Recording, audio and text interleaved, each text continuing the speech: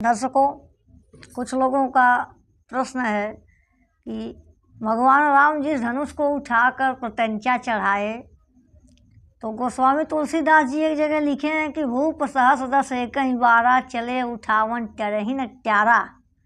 तो यथार्थ में वो कितना बड़ा धनुष था कि 10,000 राजा लोग उसको उठा नहीं पाए और 10,000 राजा लोग उसको पकड़े कहाँ थे। तो आज हम इन्हीं प्रश्नों का समुचित उत्तर देने का प्रयत्न करेंगे। वीडियो में बने रहें, वीडियो को अधिक से अधिक शेयर करें। आप लोग वीडियो देखते हैं, शेयर और कमेंट बहुत कम करते हैं। तो नमस्कार दर्शकों, संगीत साहित्य मंच में आपका स्वागत है।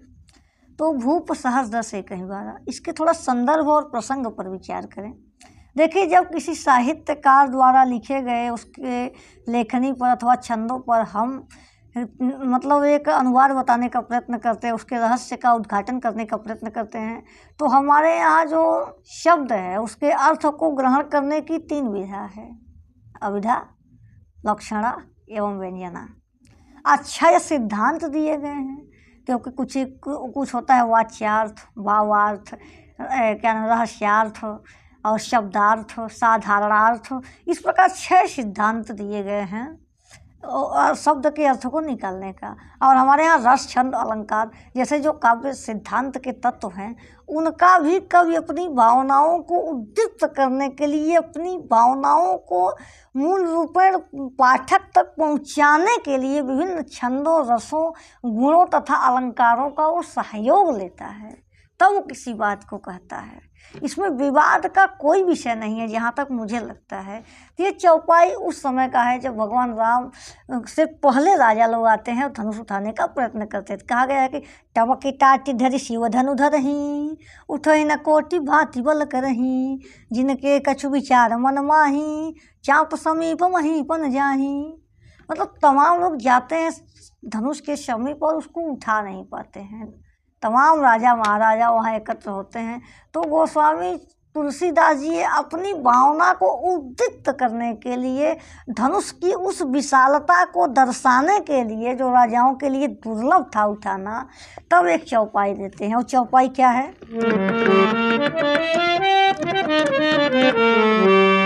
भूप सहस दस एकहि बारा, भूप सहस दस एकहि बारा, चले उठावन करहि न टारा। भूप सहस दस एकहि बारा, चले उठावन करहि न टारा, चले उठावन करहि न टारा। भूप सहस दस एकहि बारा। सो भूप सहस दस एकहि बारा। तो जो पुराना रामचरितमानस पढ़ेंगे तो उसमें भूप सहस दस एकहि बारा नहीं लिखा, उसमें लिखा है भूप सहस दस एक बारा। कालांतर में छपने में टीकाकारों ने त्रुटि किया होगा, क्योंकि जब आप भूप सहस दस एकहि बारा करते हैं, थोड़ा मात्रा गिन लीजिए, चौपाई कहते किसे हैं।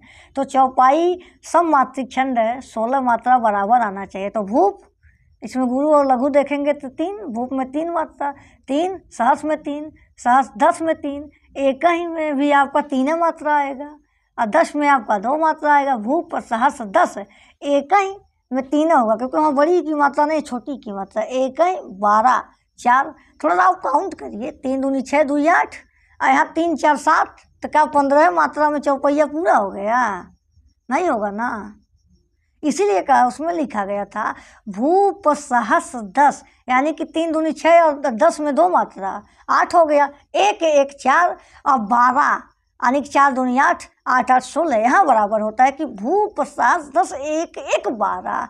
एक बार 10,000 राजा लोग प्रयत्न करते हैं, परंतु उससे वो उठा नहीं पाते हैं। भगवान शिव का वो धनुष अपने स्थान से नहीं डिगता है, नहीं विचलित होता है, इसका मूल अर्थ ये है। परंतु अगर आज जो मानस में लिखा है उस पर भी हम विचार करें कि भूप सहस्त्र एक ही बार लिखा है, इसको आप मानते हैं, तो इसमें अतिशयोक्ति अलंकार का प्रयोग है। गोस्वामी तुलसीदास जी धनुष की विशालता बताने के लिए, अपनी भावना को उद्दीप्त करने के लिए इतना अद्भुत वर्णन करते हैं कि वहाँ मर्यादा का उल्लंघन हो जाता है। क्योंकि जाहिर सी बात है, यहाँ जो मुख्यार्थ है वो बाधित हो रहा है। क्यों बाधित हो रहा है? क्योंकि वास्तव में एक धनुष पर 10,000 राजा एक साथ प्रत्यंचा नहीं चढ़ा सकते, इसीलिए यहाँ अतिशयोक्ति अलंकार का प्रयोग है। और कवि रस छंद अलंकार तथा गुण का प्रयोग निश्चित रूप से करता है, ये उसका दोष नहीं होता है।